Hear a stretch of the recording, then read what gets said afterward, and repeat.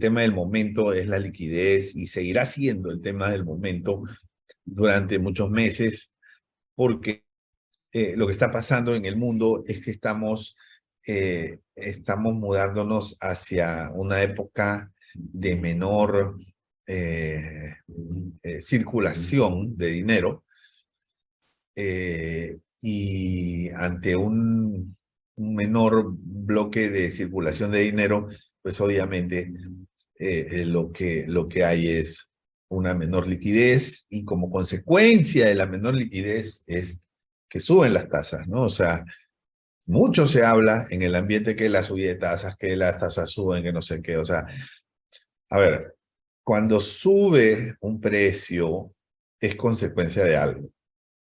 O sea, los precios no suben de la nada. Los precios suben por algo, ¿no?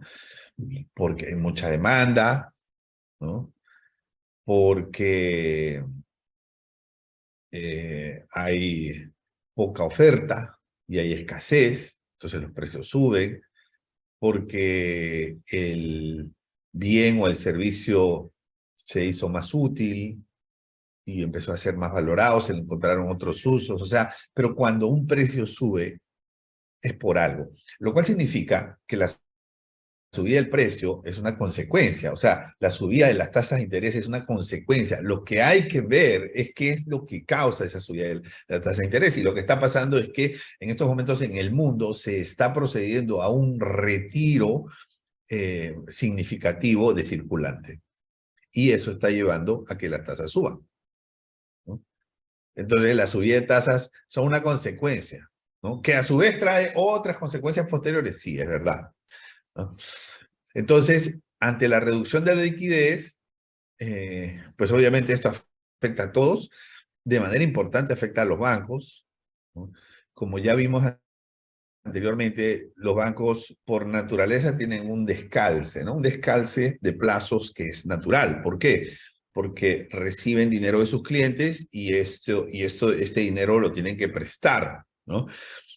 Pero si gran parte de sus clientes se quiere llevar su dinero, ese dinero ya está prestado. Entonces, ahí se genera un descalce, una brecha de liquidez y, por lo tanto, una necesidad de liquidez.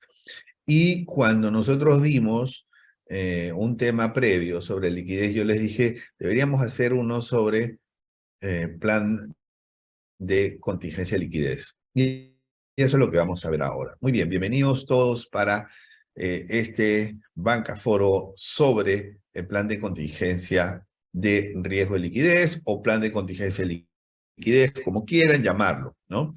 Muy bien, riesgo de liquidez, por un lado, es una posible ocurrencia que afectaría el pago oportuno y suficiente de las obligaciones. Si no se puede pagar completo, o si no se puede pagar en el momento en que hay que pagar, tenemos entonces un riesgo de liquidez.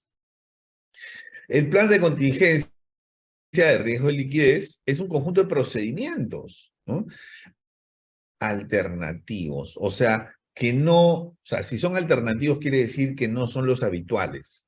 El plan de contingencia es hacer cosas que nosotros normalmente no hacemos, ¿ok? Bien, destinados a que la operatividad normal de una entidad, a evitar que esa operatividad normal se vea afectada por un riesgo de liquidez. Muy bien. Bueno, entonces, el plan de contingencia yo lo puedo resumir en un solo cuadro, que es este, ¿no? Este es el cuadro donde yo puedo resumir el plan de contingencia de liquidez o de riesgo de liquidez, ¿ok? Entonces, ahí hay 6 elementos. Por ahí hay colores, uno celeste, uno amarillo y uno verde, ¿no? Entonces, simulacros, manual, equipo. Estos entran en la etapa previa a una crisis. O sea, si tú vas a hacer un plan de contingencia para riesgo de liquidez, te tienes que preparar para una crisis de liquidez, ¿ok? En la etapa previa, es decir, en la etapa en la que no estás en crisis, como puede ser las actuales circunstancias en que sabemos que existe ese peligro, sabemos que puede suceder algo que nos afecte la liquidez, un evento externo o quién sabe un evento interno o un contagio o lo que sea. Sabemos que puede ocurrir. Sabemos también que es poco probable, que en términos estadísticos las probabilidades son bajas, pero el impacto sí es alto, ¿no? Entonces, nos preparamos, ¿no? Y la forma de prepararnos, o sea, lo que nosotros hacemos previo a la hipotética y supuesta crisis, sería trabajar esos tres elementos, los que están al centro o los que están más céntricos, el equipo, el manual y los simulacros, ¿no? Eso, en ese orden, equipo, manual, simulacros. Muy bien, o equipo, simulacros, manual. Muy bien. Entonces, y después tenemos ya el momento de la crisis. Ahí tenemos tres colores, el color gris, el color azul y el color naranja, que son colores que se activan en el momento de la crisis, ¿no? En el momento de la crisis, lo primero, el color azul, las medidas financieras. Tenemos que conseguir fondos, fondos alternativos, no los fondos que tengo, que no me van a alcanzar, fondos alternativos. Las medidas de comunicación, comunicaciones alternativas, distintas a las que nosotros hacemos. Y las medidas administrativas también, ¿ok? Bueno, entonces, vamos a comenzar explicando los principales elementos a tomar en cuenta para desarrollar un plan de contingencia de liquidez. Entonces, el primero, ¿no? Vamos a hablar del equipo. Entonces, lo primero que nosotros necesitamos es tener un equipo que nos ayude en la gestión de la crisis. Pero ese equipo no lo vamos a escoger en el momento de la crisis, ¿no? Este equipo de personas lo vamos a escoger antes de que la crisis ocurra, ¿okay? Y no solamente los vamos a escoger, los vamos a preparar, ¿ok? Bien, por la gravedad del asunto. Entonces, ¿qué cosa es importante en el momento de escoger el equipo? Que haya agilidad en la decisión, porque es un equipo que va a estar decidiendo sobre la crisis y yo he tenido oportunidad de estar digamos, de ser testigo de crisis, ¿no? De ver bancos, en el caso peruano, en la década de los 90, finales de los 90, inicios del año 2000, de ver bancos que han tenido corridas en Perú, incluso algunos de ellos terminaron cerrando operaciones, ¿no? Terminaron siendo intervenidos porque no pudieron pasar digamos, no pudieron afrontar y hacerle frente satisfactoriamente a la crisis. Bueno, entonces sé un poco, ¿no? Me ha tocado hacer calificaciones y toparme cara a cara con las crisis de algunos bancos que me tocaba calificar directamente o indirectamente como miembro del comité. Entonces, algo de esto conozco, ¿no? Cuando tú estás en esa crisis de liquidez, o sea, estamos hablando de que el banco puede tener 10 años, 30 años, 50 años, 100 años, pero puede quebrar en 2 días. En 2 días se acabó la vida. No, pero es que este banco tiene 100 años. Pues eso no importa. En una crisis de liquidez, lo que importa es que si se puede o no se puede afrontar la crisis, nada más. Y si la vida del banco se puede terminar en 2 días, fundamental que las decisiones se puedan tomar de una manera ágil. Uno de los errores que yo he visto cometer es que los comités de crisis, o por lo menos para la gestión de la liquidez, que puede ser el mismo comité de crisis o un comité específico, algo diferente, tratan de poner a las personas de mayor jerarquía. Y eso está muy bien. De hecho, el segundo bullet que ustedes encuentran en esta lámina nos dice que tiene que ser personas de jerarquía. ¿Okay? Bien. Porque eso, de alguna manera, el resto del equipo, que también va a estar intranquilo, todos vamos a estar intranquilos, le da, digamos, una mayor confianza y ayuda un poco a ese trabajo en equipo que se tiene que hacer. O sea, es importante que haya jerarquía. Pero si me preguntas escoger entre jerarquía y agilidad, en lo personal yo escojo agilidad. Y uno de los problemas que he visto es que muchas veces por intentar poner niveles los de mayor jerarquía, ¿no? O sea, como es una cosa que el banco se puede acabar en 2 días, entonces ¿a quién vamos a poner? Vamos a poner, no sé, al principal accionista, ¿no? Eh, pero muchas veces, ¿no? Eso no ayuda porque la persona está en otro continente y hay una diferencia de horarios, o porque está en un vuelo, está viajando, eh, o de repente pues no tiene el contexto tan cercano. Entonces, eh, mi recomendación es que se priorice en la escogencia del equipo la agilidad. La agilidad termina siendo de lo más importante. ¿Okay? Bien, que las decisiones se tomen, tengan esa posibilidad de tomarse rápido. O sea, obviamente, como ya el mundo ha cambiado y no, hacemos nuestro bancaforo por Zoom, y hacemos nuestras reuniones por Zoom, yo doy mis capacitaciones por Zoom o por cualquiera otra similar a Zoom. Entonces, obviamente eso se ha convertido en un factor de agilidad para la toma de decisiones, porque pues, se decide de una manera mucho más sencilla. Muy bien, en tercer lugar tenemos la diversidad, ¿no? Sé que es bueno que ese equipo sea diverso, o sea, si yo pongo puros financieros, ¿okay?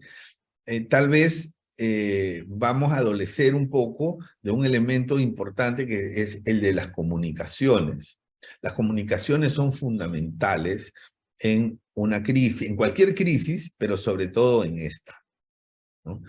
Entonces, las comunicaciones, las coordinaciones, y hay que balancear el equipo, ¿no? O sea, en términos de especialidades, por ejemplo, incluso también en términos de jerarquía, o sea, personas de la junta directiva o directorio, consejo de administración, pero también personas de la propia administración.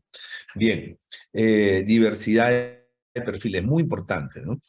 Como vamos a ver, no todo se reduce a la parte financiera. La parte financiera es sumamente importante, es fundamental, creo, pero también tenemos las medidas financieras que se toman, las medidas administrativas y las medidas de comunicación. Muy bien. Entonces, y también otra recomendación es la incorporación externa, ¿no?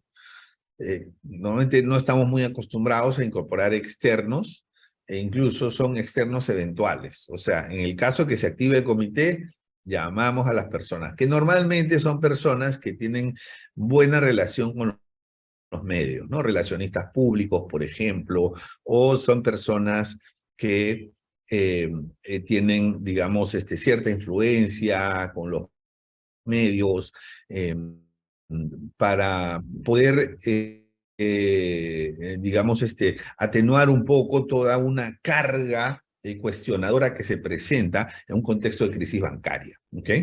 Entonces, por lo menos ese perfil es el que habitualmente veo que tienen las entidades financieras, ¿no? O sea, convocan a un representante de una agencia de publicidad, de una agencia de medios, de una agencia de relaciones públicas, o sea, alguien que está muy bien conectado con los medios de comunicación, que sabe mucho del manejo de las redes sociales, de la psicología del consumidor, y esta persona tiene además la ventaja que ve la crisis desde una perspectiva, digamos, algo más objetiva, ¿no? Bien, entonces, el equipo. El segundo son los simulacros. Hay que preparar al equipo, ¿no? A través de simulacros. Existen las pruebas virtuales, es decir, estamos todos en nuestro computador y en nuestro computador llegan las pruebas virtuales, nos llega un mensaje, pasa esto, ¿qué hacemos? Entonces uno entra a ver cuánto tiene, entonces dice, bueno, aquí voy a hacer una operación RIPO, obviamente una cartera de inversiones, y llega otra noticia que dice que los fondos han aumentado, llega otra noticia que la gente ha consumido de su tarjeta de crédito un monto inesperado. Entonces, de esa manera se empiezan a hacer pruebas virtuales, se empiezan a activar las contingencias y vamos probando cómo funcionamos, ¿no?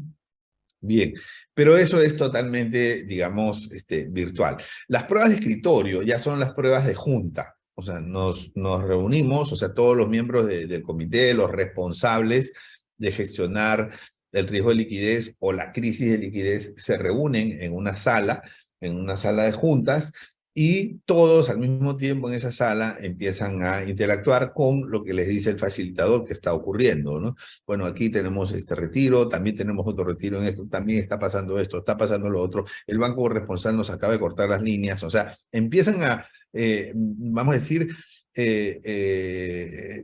simular, porque la palabra es simular, que se están dando efectos adversos, inesperados, y reta a los ejecutivos a que vean posibilidades de reacción ante estas situaciones.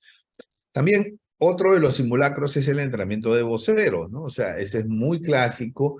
En ese entrenamiento de voceros se invita a algunos, se escoge a algunos voceros, se les prepara y se pone a periodistas, supuestos periodistas, que lo van a cuestionar, ¿no? Entonces, ahí un poco lo que se mide es la capacidad de responder a preguntas, de mantener la ecuanimidad, de, digamos, manejar situaciones que de alguna manera son difíciles, sobre todo con medios periodísticos y sobre todo con algunos periodistas que son muy particulares, que existen en todos los países.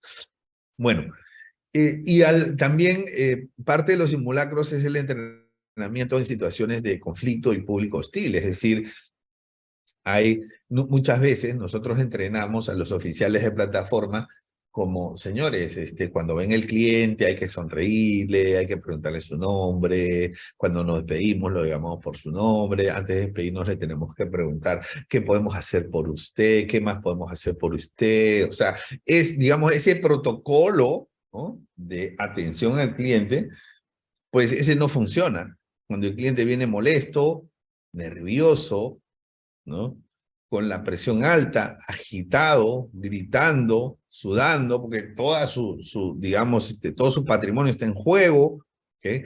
Entonces él viene sumamente nervioso y no está, digamos, en una situación de normalidad como para poder, digamos, entablar una conversación habitual. Entonces, esa es una situación hostil, ¿no? Y en esa situación, donde el cliente ha tomado una actitud hostil, el tratamiento que se le da a la situación es un poco diferente. Entonces digamos que no es algo normal, pero hay que hacerlo. O sea, no es algo que deberíamos ver con frecuencia, pero hay que entrenar a las personas en ese tipo de situaciones. ¿Okay? Bien, entonces es parte, digamos, del entrenamiento. Entonces tenemos equipo, tenemos entrenamiento, todo eso se tiene que hacer antes de que llegue la crisis. Y lo tercero es el manual. Uno de los riesgos más grandes que hay son los riesgos de aviación civil, de accidentes aéreos, ¿no? A mí me gusta usar mucho eso porque ayuda a la sensibilización. Estos análisis de catástrofes aéreas y esas cosas, ¿no? Y es muy sencillo. Mira, si un banco quiebra, pues hay gente que va a sufrir y todo, pero no se va a morir nadie por ese hecho, ¿no? Pero si un avión se cae, mueren 200 personas, ¿no? Entonces, y la vida humana, pues, no tiene un valor económico, no se le puede poner un valor económico, ¿no? Y claramente será mucho más valioso que cualquier cantidad de dinero. Entonces, cuando tú lo piensas desde el punto de vista de riesgos, ¿no?, los riesgos altos, ¿dónde están? Los riesgos altos están en la aviación civil. Entonces, en lo personal y por mi especialidad, que es gestión de riesgos, yo he tenido la oportunidad de aprender mucho de esta industria. O sea, esta industria, mucho de lo que nosotros hacemos en el sector financiero se lo debemos a esa industria. El reporte de incidentes se lo debemos a ellos, ¿no? Los chequeos cruzados se los debemos a ellos. O sea, hemos aprendido muchísimo sin querer queriendo, ¿no? La gestión de riesgos operacionales es una de las que mejor gestiona los riesgos operacionales, ¿no? Eh, aún así, riesgos se materializan, lamentablemente, ¿no? Pero bueno, entonces, y en la aviación civil, cuando algo pasa, ¿qué hace el copiloto? Revisa el manual. Entonces, señores, si en esa industria, que es una industria madura, que es una industria digamos, sensible, además, que de manera inherente tiene riesgos muchísimo más relevantes que los que tienen nuestras organizaciones. Si en esa industria usan manual, ¿por qué nosotros vamos a evitar el uso de manual? Tenemos que tener un manual. Pero tal vez no un manual tan rígido porque, digamos, el manual de ellos es, mira, ¿qué es lo que está pasando y qué es lo que tienes que hacer? O sea, es un instructivo pues casi completo y casi tiende a ser perfecto y todo lo que pasa está en el manual y buscas el manual y haces lo que te dice el manual. Bueno, pues la realidad es que en el caso nuestro, el manual debe ser más bien una ayuda, ¿no? Una ayuda. ¿Por qué? Porque cuando estás en crisis, tu capacidad de reflexionar, tu capacidad de discernir, tu capacidad de razonar y tu capacidad de decidir se afecta. Estás en crisis, ¿no? O sea, tienes mucha presión, presión del jefe, presión de los clientes, presión de tus colegas. O sea. Entonces, ante esa situación, el leer el manual ayuda. ¿Por qué? Porque las ideas no te llegan tan fácil. Entonces, cuando tú lees el manual, dices, bueno, estos son los tipos de crisis que se pueden haber generado ante estas situaciones, estas son las variables que hay que sopesar, ¿no? No te da una respuesta única mágica, pero te da una guía, ¿no? Los comunicados en este tipo de escenarios deberían tener estos 3 párrafos mínimos, en este otro tipo esto, si ocurriese además de esta situación, estos párrafos, y todo eso se elabora antes de que ocurra la crisis. Entonces yo he visto cómo organizaciones hacen talleres para elaborar comunicados, asumiendo que están en una crisis, y elaboran el comunicado de una manera realmente sería preelaborada, antes de que ocurra la crisis, ¿no? Se dedican a elaborar el comunicado, pero ¿cuál es la diferencia? La diferencia es que como está preelaborado, si ocurre la crisis, ya hay una gran ayuda y ya pensaron los ejecutivos antes de que la crisis se dé. Cuando la crisis se da, la capacidad que tenemos las personas para, digamos, alcanzar buenas ideas es mucho menor, ¿no? Entonces, por eso que es una gran ayuda hacerlo antes de. El mejor momento para enfrentar una crisis es antes de que la crisis ocurra. ¿Por qué? Porque tenemos la serenidad, tenemos la tranquilidad, y eso es, digamos, favorable para poder armar una estrategia de gestión, ¿no?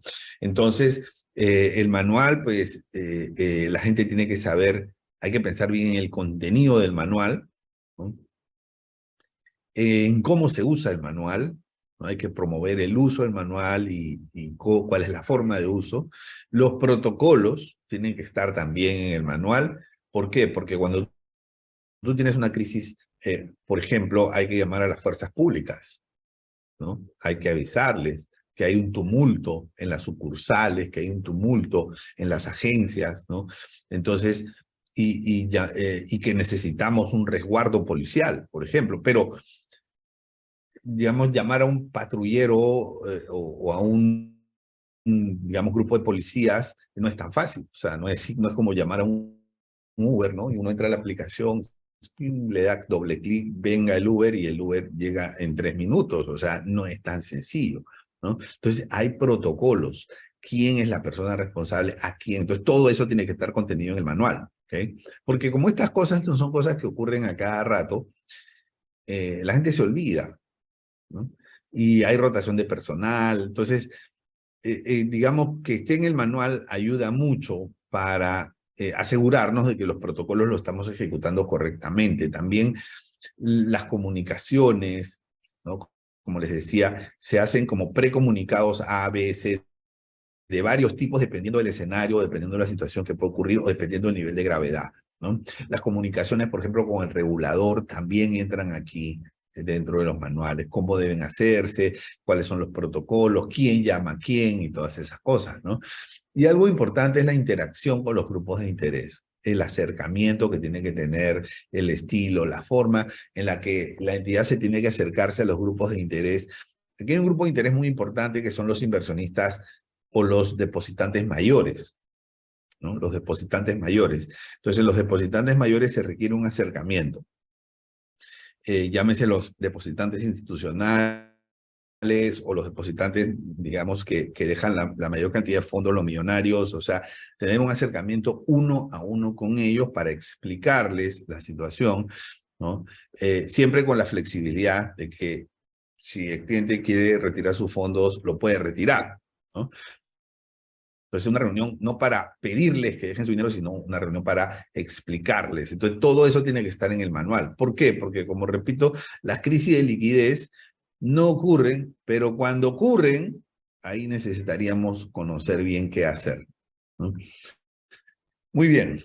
Entonces, llega la crisis, ¿no?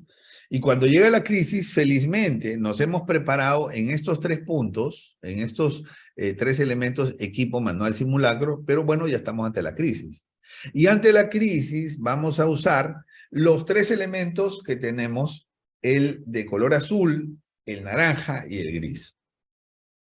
Y en estos 3 elementos están las medidas financieras, las medidas de comunicación y las medidas administrativas. Vamos a comenzar con las financieras, que son las más importantes.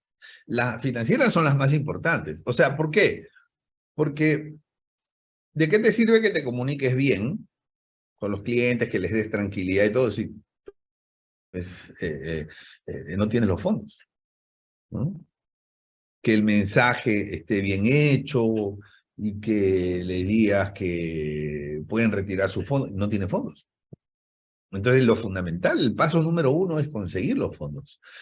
Ahora, en la parte financiera, que me parece que es la parte más importante de todo este, digamos, de todo este plan, tú tienes una liquidez con la que tú cuentas, pero esa liquidez es la normal. Ahora, muchas veces, ¿no? Nosotros cuando pensamos en una crisis de liquidez decimos, sí, no, pero yo tengo 30 millones.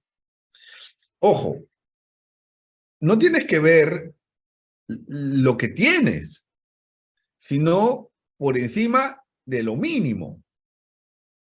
Porque normalmente hay una ley o un reglamento o un acuerdo de la superintendencia o del Banco Central que te dice, tú tienes que tener este nivel de encaje legal y este nivel de liquidez. Entonces, si tu liquidez mínima es 30, y tú miras y dices, sí tengo 40. Ajá, no tienes 40, tienes 10. Porque tienes que cumplir con tu liquidez mínima, que es 30. ¿Sí? Entonces, ahora tú me dirás, no, pero que si yo estoy en crisis, yo llamo al regulador, mi amigo, y le digo, mira, hermano, que estoy en crisis, ¿no? Y el regulador me va a dar, digamos, la venia y me va a decir, bueno, te voy a hacer la excepción, ¿no? Y llamo al Banco Central y que me libere el encaje. No va a ser tan fácil, ¿eh? No es tan fácil. No es tan fácil. ¿Por qué? Porque, digamos, tú sabes en qué problema estás metiendo al regulador. O sea, si el banco, digamos, si el regulador le da una excepción, cuando lo puede, porque pues normalmente el regulador no puede ir en contra de la ley, pero suponiendo que la ley le permita hacerlo, si después este banco quiebra, ¿no?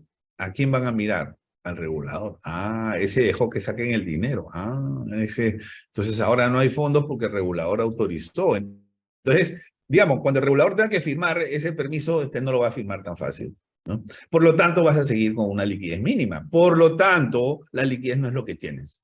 La liquidez es lo que tienes por encima de la liquidez mínima, por encima del encaje mínimo. Y no es mucho. Mira tus números. O sea, entonces, bueno, entonces hay que tener en cuenta esa consideración.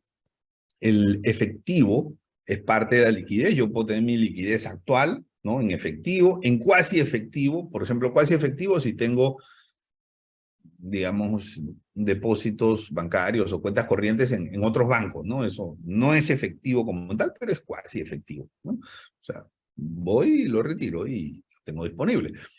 Inversiones también es liquidez, ¿no? O sea, las inversiones o las puedo vender, cosa que hoy en día no es muy buen negocio porque las tasas han subido y los valores, digamos, de mercado reducido, pues las puedo vender o las puedo poner en garantía para pedir una línea de crédito o una línea de liquidez con garantía de esas inversiones, ¿no? Pero como las tasas están subiendo, la cobertura ya no va a ser como antes de 105%, sino va a ser tal vez 120%, ¿no? O tal vez más. Entonces, con eso se pierde desafortunadamente posibilidad de apalancar fondos en el portafolio de inversiones. Pero es mi tercera forma de obtener liquidez con lo que tengo. Ahora, pero habíamos dicho que un plan de contingencia, nosotros nos vamos a lo alternativo. Entonces, en lo alternativo, ¿qué necesitamos? A ver, en lo alternativo, tenemos que hacer cosas que no son habituales, ¿no? Primero, las operaciones de redescuento. ¿Qué cosas son las operaciones de redescuento? Mis amigos de Panamá tal vez no me van a entender mucho, porque en Panamá no hay banco central. Pero las operaciones de redescuento consisten en que como en los países donde sí hay banco central, los bancos tienen que depositar una parte de los depósitos que captan en el banco central, ¿no? Y tienen que reservarlo ahí, eso se denomina encaje legal, ¿okay? Entonces, el encaje, ¿de quién es? Del banco, no es del Banco Central, es de la entidad financiera, pero no está disponible, ¿no? No está disponible. Entonces, una operación de redescuento es que la entidad financiera le pide al Banco Central, préstame con garantía del encaje legal que yo tengo, ¿no? Entonces, eso así funciona y es una forma de obtener liquidez, ¿no? Pero eso también tiene un problema. Como el Banco Central tiene que publicar por transparencia todas sus operaciones, si algún banco está haciendo operaciones de redescuento, todos se van a enterar. Todos se van a enterar. Yo recuerdo que una vez viene un amigo y me trae el boletín del Banco Central. Mira, hay 2 bancos que están haciendo redescuento. ¿Quiénes son? Así, porque ahí no te sale quiénes son. Solamente te sale que hay 2 bancos que están haciendo redescuento. Pero eso alimenta el pánico, lamentablemente, ¿no? Alimenta el nerviosismo. ¿Por qué? Porque ya se sabe que hay 2 que están haciendo operaciones de redescuento, ¿no? O sea, mejor dicho. Y además, ustedes saben que nuestros países, sobre todo Panamá y los países de Centroamérica y República Dominicana, pues no somos muy grandes, ¿no? Y todo se sabe. Entonces, y encima somos medio chimosos. Entonces, ¿qué pasa? Cuando se sepa que el Banco X está haciendo operaciones de redescuento, eso es como que el Banco X diga, estoy en crisis de liquidez. Se pone un letrerito aquí que dice, estoy en crisis de liquidez. Y se le cortan las líneas de liquidez. Eso tiene un impacto totalmente adverso. Entonces, el gran problema de esas operaciones de redescuento es que cuando los demás se enteran que un banco está haciendo operaciones de redescuento, entonces toman medidas que le resultan adversas a ese banco. Por lo tanto, las operaciones de redescuento no necesariamente son una buena idea, para decirlo en pocas palabras. No necesariamente. Bien. Segundo, ¿no? Las líneas confirmadas. ¿Qué cosas son las líneas confirmadas? Son unas líneas de liquidez que no me pueden cortar unilateralmente. Porque ni pienses en usar las líneas no confirmadas, ¿no?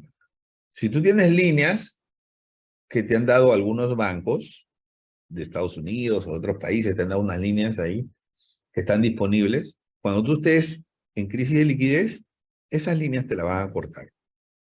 Ya, te lo digo desde ya. No asumas que la vas a tener disponible. Te la cortan. Si ustedes trabajan en bancos, ustedes no le prestan a clientes que pueden morir en 2 días. O sea, Lamentablemente es así, ¿no? Si tú tienes un cliente al frente que te está pidiendo un crédito, ¿no? Y tú sabes que dependiendo de A o de B, ese cliente puede morir en 2 días o puede sobrevivir. Entonces tú dices, no, mira, que si muere en 2 días, yo después como cobro, a quién cobro, entonces no, por esta vez no puedo disculpa. Es lo mismo, ¿no? Es lo mismo. Los bancos de segundo piso cortan esas líneas. Entonces las líneas, ni las he puesto ahí, ¿eh? Las líneas no confirmadas, ni las he mencionado. O sea, solamente se las cuento, ¿ok? Con esas no cuenten, pero las confirmadas sí, son líneas que no te pueden cortar, ¿no? Entonces, pero no hay muchas de estas líneas. ¿Por qué no? Porque son líneas, señores, son líneas que las tienen que pagar aunque no la usen. ¿Cómo? ¿No? Entonces, ¿cuál es el sentido, no? Entonces, mucha gente me dice, ¿por qué voy a pagar un 2, 3, 4% si no la uso? Bueno, ese es, digamos, ese es el sentido de una línea confirmada, ¿no? Es como una póliza de seguros. Una póliza de seguros te dan la cobertura y tú tienes que hacer un pago anual, ¿no? Pagar una prima. Lo mismo con una línea confirmada se paga una prima. Eso se paga por adelantado o se paga sí o sí. Claro, no te van a cortar la cobertura de liquidez. El día que necesites te van a dar un préstamo. Bien. Y existe, entonces eso no es tan atractivo, no hay muchos bancos que tengan eso. ¿Por qué? Porque el banco dice, mira, eh, no tiene sentido, esta línea confirmada me quiere cobrar 4% por año, por no usar. Pero si yo voy y tomo una línea en otro banco, me cuesta 3% al año. No tiene ningún sentido una línea confirmada, porque es más caro que conseguir el dinero líquido, ¿no? Y realmente es así. Entonces no hay muchas posibilidades, ¿okay? En las líneas confirmadas. Por lo tanto, hasta ahora no tenemos buenas noticias en las alternativas de liquidez de emergencia. Pero ahora sí nos llega una buena alternativa que se llama líneas de liquidez garantizadas. ¿Ok? Entonces son líneas que te dan, son confirmadas. ¿Ok? Lo que pagas, sí se paga algo, pero es una cantidad, una comisión pues realmente mínima, que pues sí vale la pena, pero tiene una característica, ¿no? Tú le pides, tu entidad le pide a otra entidad que generalmente es más grande, una línea con una garantía hipotética. Es decir, yo te doy esta garantía si tú me prestas, ¿no? O sea, como te doy un colateral.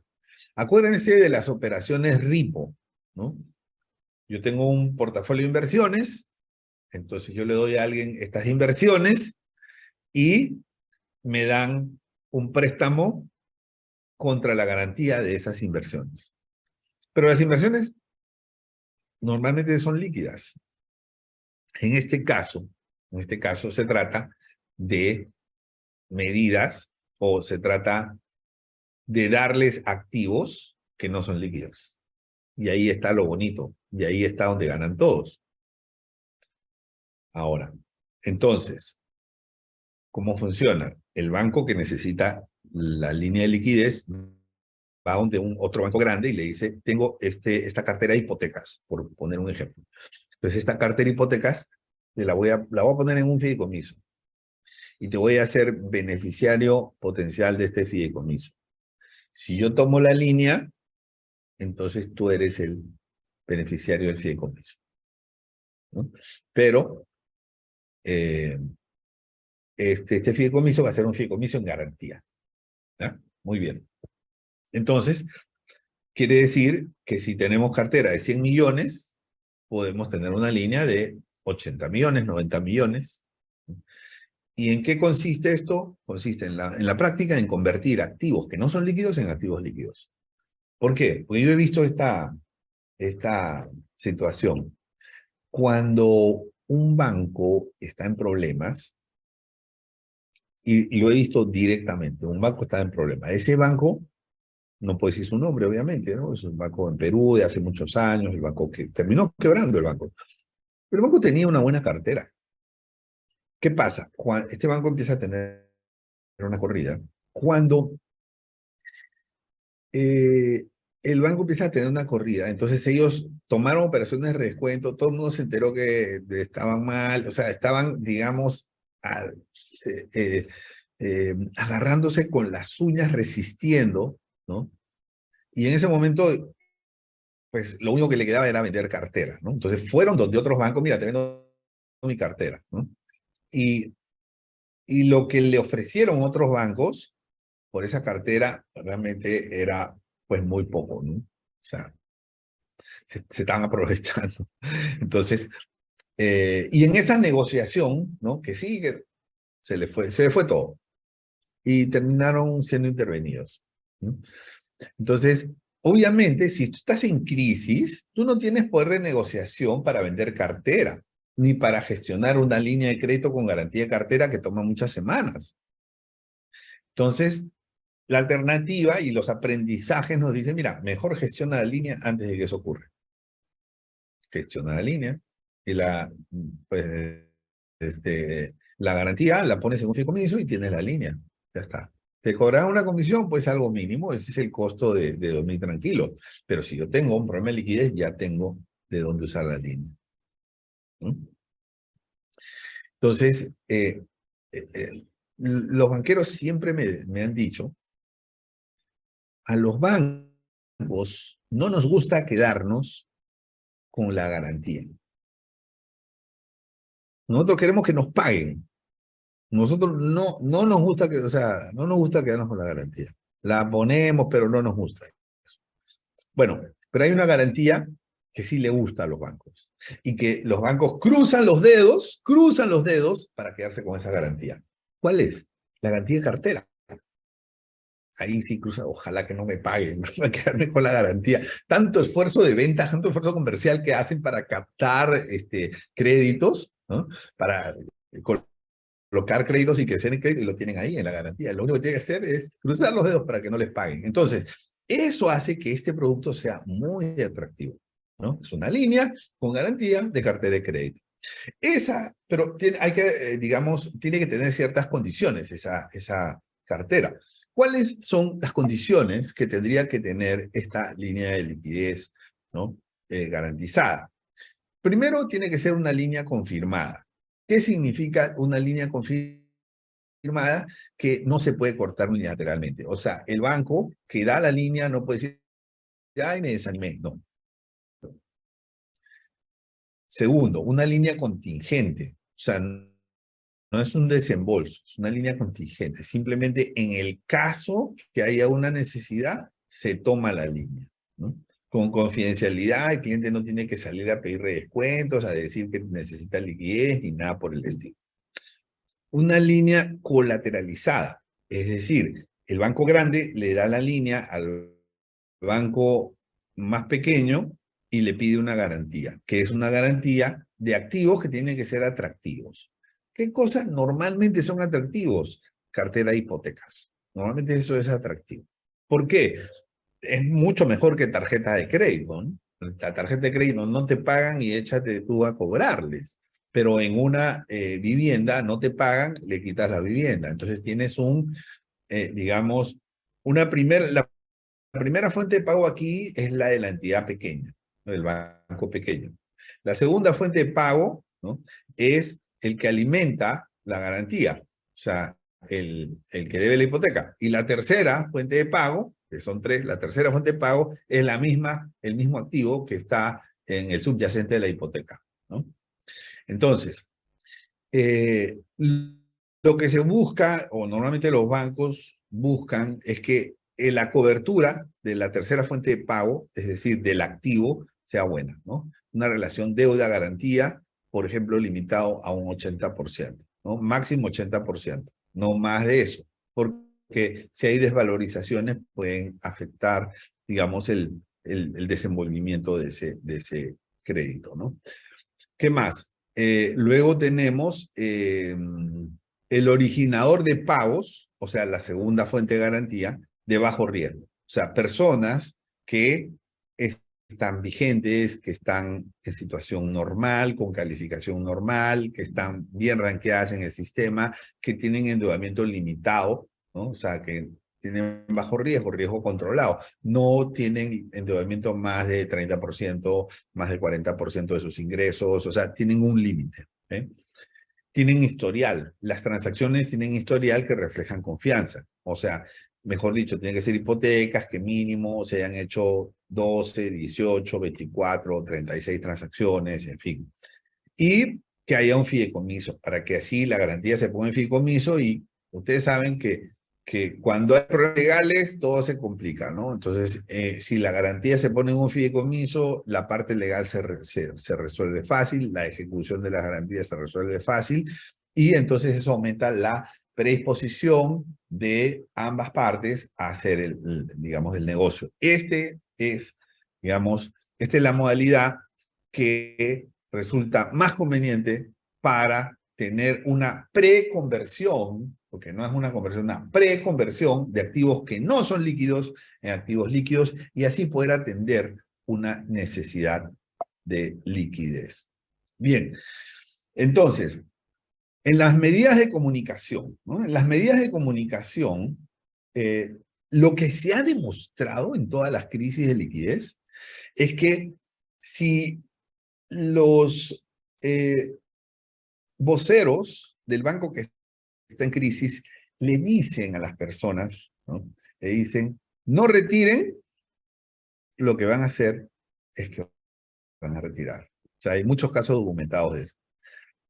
Y los casos de éxito que han funcionado muy bien en Latinoamérica, todos tienen un común denominador.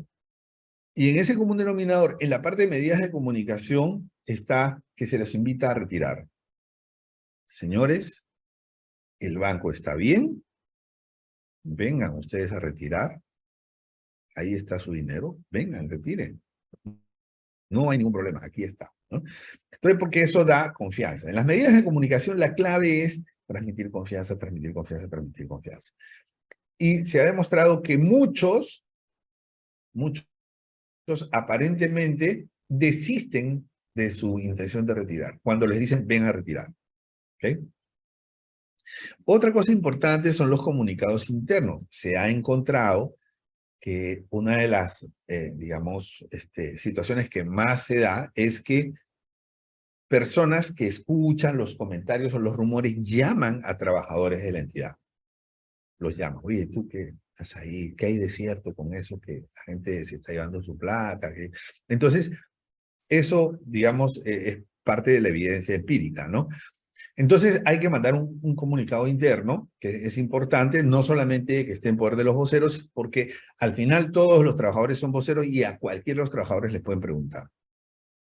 La relación con los medios de comunicación también, para que los medios de comunicación, digamos, no agraven el problema. Tampoco uno puede pretender que ellos lo resuelvan, ¿no? Pero que por lo menos, cuando yo he visto algunas cosas que se han gestionado con los medios de comunicación, es más o menos así, o sea, está bien, tú vas a poner tus cámaras y vas a poner a toda la gente nerviosa, retirando, pero te pido algo. Cuando la gente salga de la agencia, cuando salga de la sucursal, también hazles una entrevista, ¿no? Y para que en esa entrevista ellos puedan decir, sí, he logrado retirar mi dinero, hasta el momento me he cumplido, o sea, para que, digamos, los medios transmitan los dos lados de la moneda, el lado amarillo y el lado también del final feliz. Entonces, esa comunicación, ¿no? Esa, digamos, ese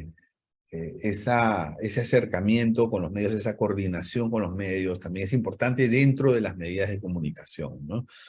Y, como les decía, en los mensajes siempre transmitir confianza, confianza, confianza es lo más importante. Digamos, es lo que a uno lo lleva a pensar, ¿debería o no debería decir esto? La respuesta es, ¿va a ayudar a transmitir confianza? Sí. Entonces dilo. No, no va a ayudar a transmitir confianza, entonces no lo digas. Característica de los mensajes, ¿no? Que sean ecuánimes, que sean con tranquilidad, que tengan jerarquía, ¿no? Que se le invite a la gente a retirar. Es el mensaje más clásico que hay en situaciones de nerviosismo y de crisis de liquidez. ¿Qué más? Y la expresión no retiren es una expresión normalmente que debería estar prohibida, ¿no? Bueno, finalmente las medidas administrativas, ¿no?